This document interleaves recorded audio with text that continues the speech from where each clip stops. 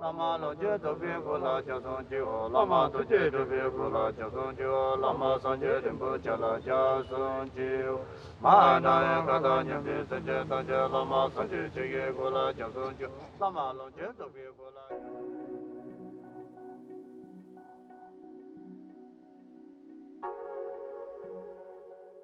ल family man को सुरुवात राम्रो होस् अनि तिमीले राम्रोसँग सकौँ है ल ल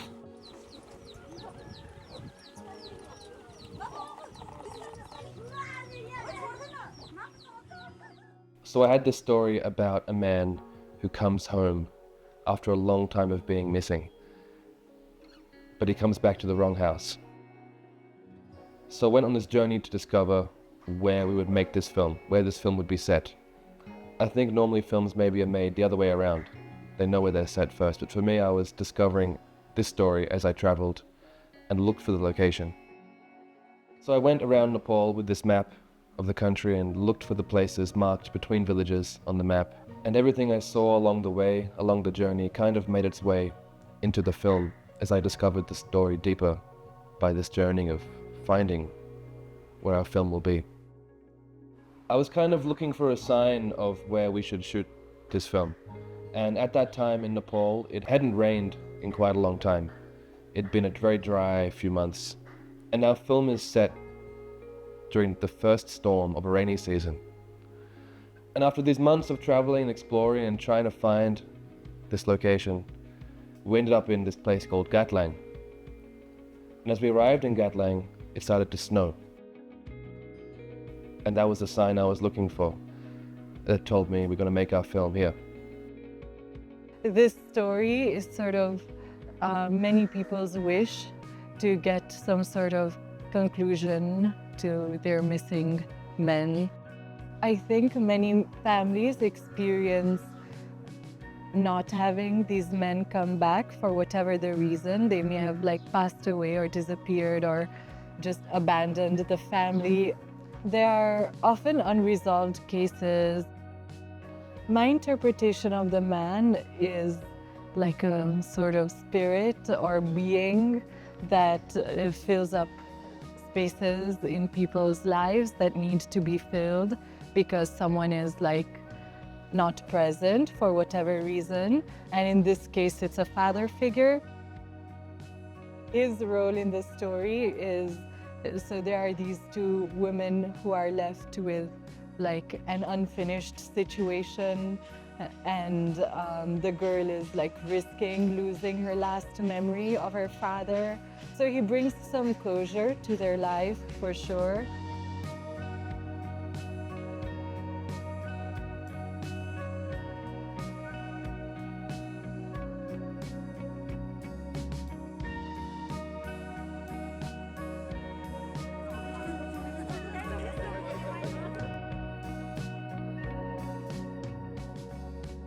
जो सब हाम्रो ओपनिङ सिन नै अब एकदमै धेरै एक्स्ट्राजहरूले भरिपूर्ण अनि लामाले पूजा गरेको सिन नै देखाउनु पर्ने हैन। अनि त्यसको लागि चाहिँ अब हामी एक किसिमले हामीलाई त्यो संस्कृतिबारे त्यति थाहा पनि थिएन। अब हामीले जति अध्ययन गर्यौं, जति बुझ्यौं, जति डाइरेक्टरले बुझेको थियो, अनि त्यसमा पनि हामी लामाहरुसँग फेरि परामर्श लिएर कसरी त्यसलाई राम्रो बनाउन सकिन्छ, कसरी रियलिस्टिक हुन्छ, त्यो पूजा कसरी ठ्याक्कै हुन्छ भन्ने हिसाबले पनि परामर्श लिएर अनि लामाहरुको त्यो प्रोसेस पनि ठ्याक्कै त्यसरी नै खिच्ने एउटा चुनौती पनि थियो। अनि त्यसरी नै खिच्यो पनि।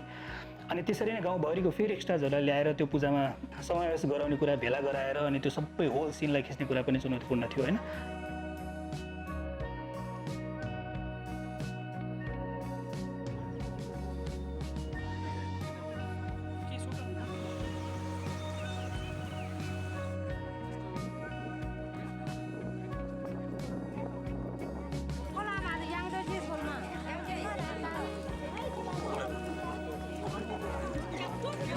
कहिलेकाहीँ एक्टरले बिगार्छन्, त्यस्तो कारणहरूले गर्दाखेरि चाहिँ हामीले धेरैचोटि त्यसलाई रिटेक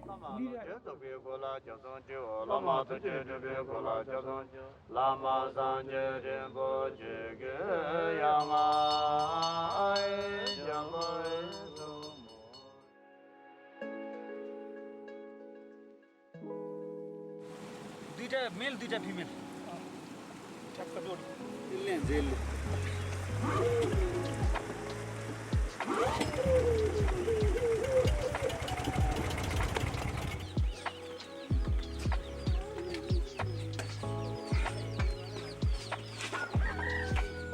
अरू सावरहरू भइहाल्छ त्यहाँ न ब्याकग्राउन्डमा उता पछाडितिर हाल्नु पनि त्यो सावर नै हानिहाल्छ तर यहाँ चाहिँ फ्लेम क्यामेरा अगाडि चाहिँ किनभने स्प्रिङ्कलको यसरी पनि झर्छ नि त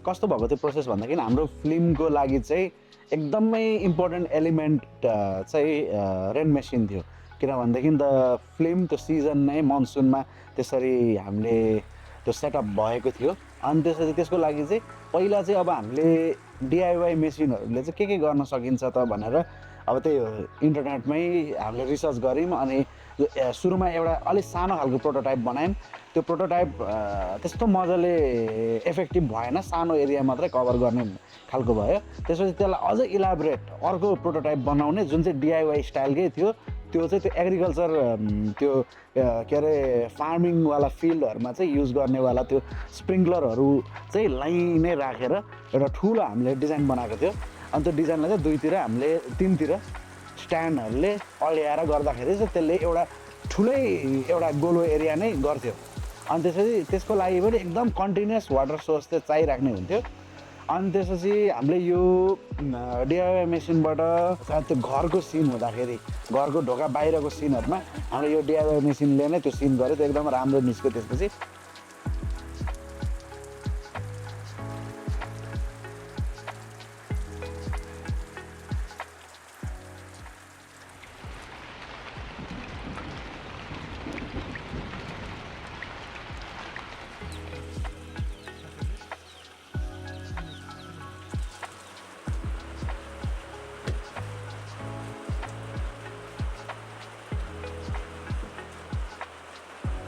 Okay, cut. Try other side now.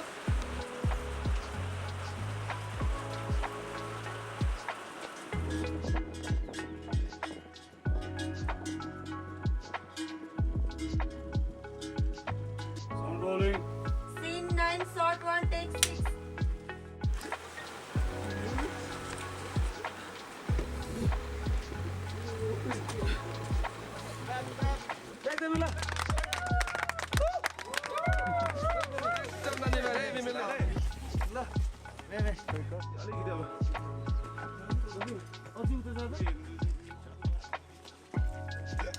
Scene 14, shot 1, take 30.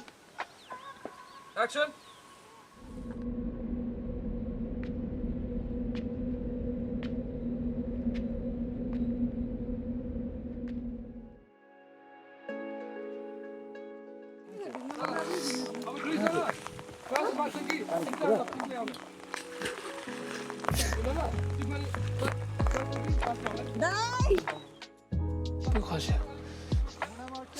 सबै खस्यो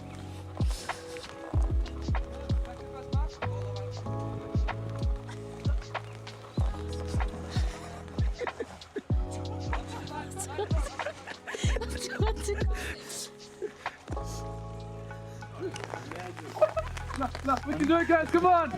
It's a push. Come on.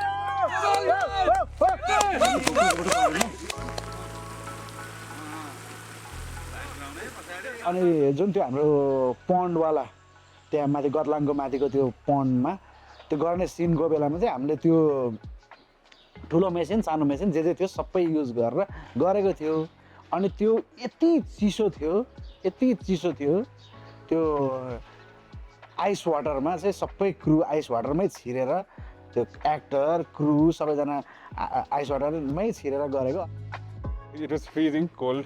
The lake was अति नै cold हैन त्यहाँ त भित्र जाँदा नि I went सबजना थरथर काम्दै थियो हैन अनि कसरी गाउने जस्तो भएन त्यो कसरी के इमोसन पनि कसरी के गर्ने जस्तो भइरहेको थियो हैन त्यसमाथि and on top of that it started raining naturally.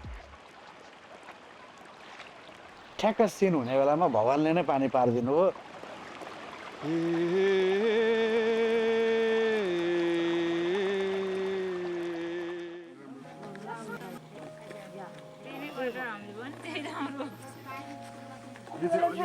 एक ठाउँमा दिदी भन्छ नि त्यहाँनिर उभिनु अनि एकछिन हेरे जस्तो गर्नु कुरा And action. 아이막 말이야 이놈나 둥둥지도 봐.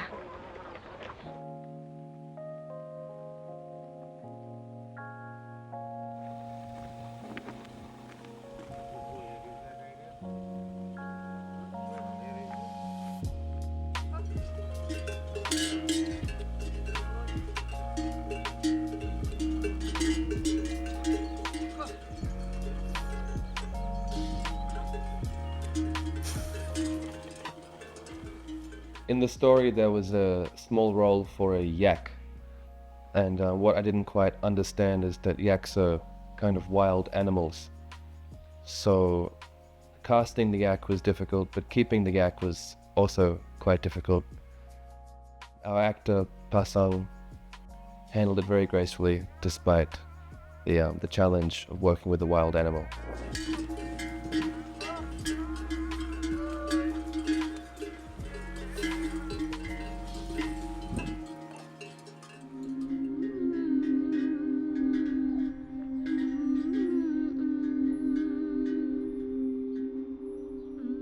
So how I prepared for the role in this movie was like in a way like because of the character being like a blank slate, in a way he ऊ चाहिँ कस्तो हुन्छ न एउटा ठाउँमा गएपछि त्यहाँ बल्ल he's just like a reborn child.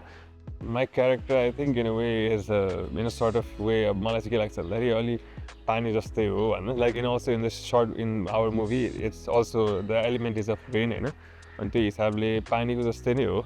Like he comes in a family हैन, ऊ चाहिँ एउटा सोल हो जुन चाहिँ हरेक पनि एउटा घरमा कुनै एउटा मिसिङ मान्छेहरुको घरमा गएर चाहिँ उसले चाहिँ अब त्यहाँ चाहिँ कोही मान्छेहरुको चाहिँ केही भन्नु नपाएको कुराहरु चाहिँ उसले चाहिँ त्यहाँ गएर चाहिँ कुराकानी गरेर कम्युनिकेट गर्छ हैन. अनि ऊ चाहिँ एक खालको एक हिसाबले चाहिँ त्यो टाइममा चाहिँ एउटा पानी पर्दाखेरि जसरी एउटा पानी पर्छ अनि त्यसपछि एउटा सिजन एन्ड हुन्छ नि त्यसरी नै ऊ पनि एउटा समयसम्म एउटा टाइममा आउँछ, त्यसपछि ऊ त्यहाँ भएर एउटा उनीहरुसँग आफ्नो त्यो जुन फ्यामिली छ त्यो फ्यामिलीसँग एउटा खालको कम्युनिकेसन गर्छ. त्यो कम्युनिकेसन सबै भइसकेपछि अनि ऊ चाहिँ फेरि अब अरू ठाउँमा जान्छ. मेरो आफ्नो प्रोसेस चाहिँ अब टिमसँग भेटिसकेपछि एउटा क्यारेक्टरलाई लिइसकेपछि अब यो क्यारेक्टर यस्तो खालको हो भनेर कुरा गरिसकेपछि बुझ्नलाई मलाई अलिकति टाइम चाहिँ लाग्यो, किनभने जुन पेमाको बुवाको क्यारेक्टरमा जो आउनुहुन्छ बुवा चाहिँ हुनुहुन्न, तर जुन इनर सोल अर्को शरीरमा जो आउनुहुन्छ उहाँको क्यारेक्टर सहितलाई लिएर हामी त्यो सिनेमा बुझ्नको लागि चाहिँ स्टोरी बुझ्नको लागि चाहिँ मलाई अलिकति समय पनि लाग्यो. त्यसपछि भाषामा मैले त्यहाँको टोन समात्ने कोसिस गरेँ. मेरो धेरै डायलग नभए पनि धेरै संवाद नभए पनि मैले त्यहाँको हाउभाउ त्यहाँको भाषा त्यहाँको टोन अनि त्यहाँको भाषाहरू सिकेँ. अनि मैले लगभग त्यहाँ बस्नुन्जेलसम्म लगभग हामी 20-25 दिन बस्यौँ होला. त्यो 20-25 दिन चाहिँ मैले खानु पर्यो, अब हातैले खाने त्यहाँ हातको कामहरू अलिकति भएको भएर चाहिँ हातमा पानी पर्थ्यो, नत्र भने मैले लगभग ननुहाइकनै मैले त्यो क्यारेक्टरलाई चाहिँ फिल गर्ने कोसिस गरेको थिएँ.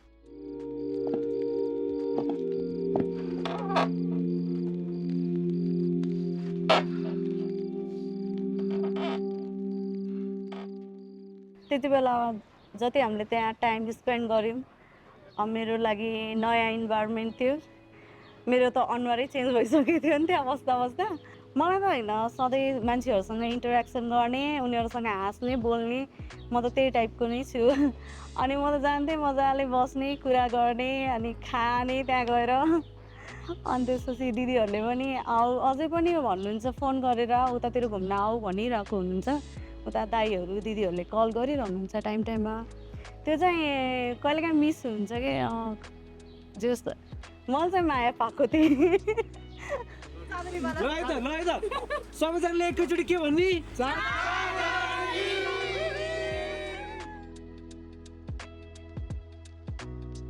कलानी भन्ने मान्छेलाई चाहिँ मैले धेरै वर्ष अगाडिदेखि भेटेको हैन.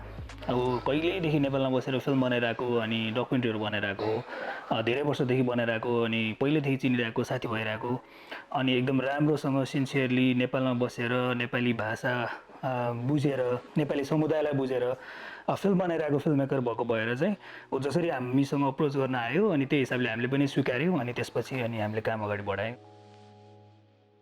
ट्यालम्यानको चाहिँ अब कामहरू देखिरहेको पहिलेदेखि नेपाली हाम्रो फेस्टिभल्सहरूमा उसको फिल्महरू डकुमेन्ट्रीहरू देखिरहेको अनि जसरी ऊ डेडिकेटेड भएर नेपालमा यत्रो समयदेखि बसेर काम गरिरहेको एउटा विदेशी साथी हैन अनि हामी नेपालीसँग मिलेर ल केही काम गरौँ न त भन्ने लाग्दा चाहिँ अनि ल त हुन्छ भन्ने कुरा एउटा विदेशीले भन्यो भन्ने हिसाबले मात्र भन्दा पनि एउटा राम्रो फिल्म मेकरले जसले एउटा नेपाली फिल्म बनाउन खोजिरहेको छ है त ल यो साथीलाई हामीले पनि सहयोग गर्नुपर्छ भन्ने हिसाबले चाहिँ अनि हामी जोडियौँ. Everything we were looking for our film we found in a way in Gatlang, including our lead actor, Pasang, who had just finished being a monk. She's a retired monk and we found her in the local school where we did some auditions.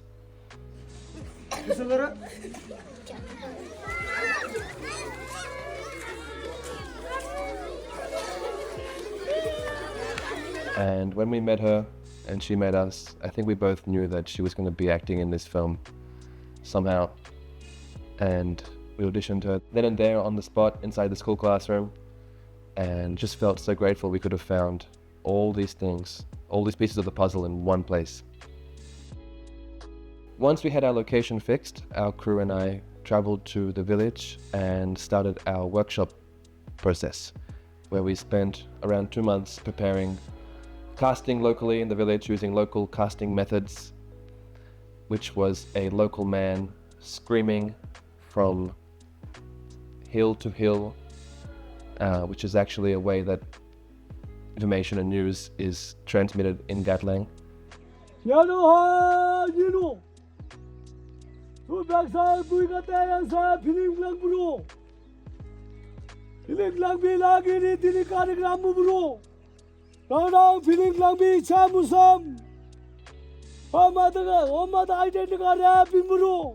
And in those 2 months we had time to collaborate with the villagers and figure out how we'll tell this story together, how we can tell the story of their world and bring a bit of magic to life with cinema. In clap, no? Yes. In clap.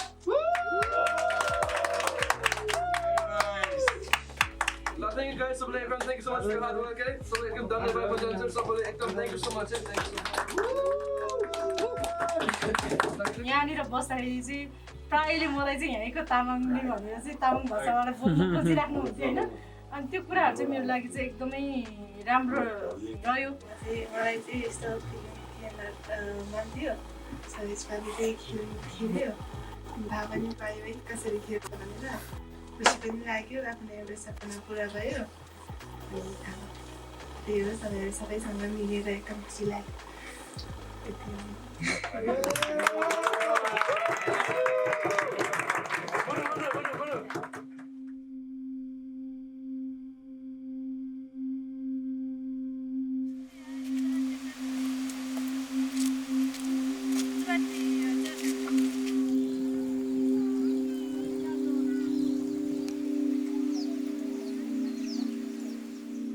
दुई वर्ष अगाडि म चाहिँ एउटा कथा लेख्नुभयो.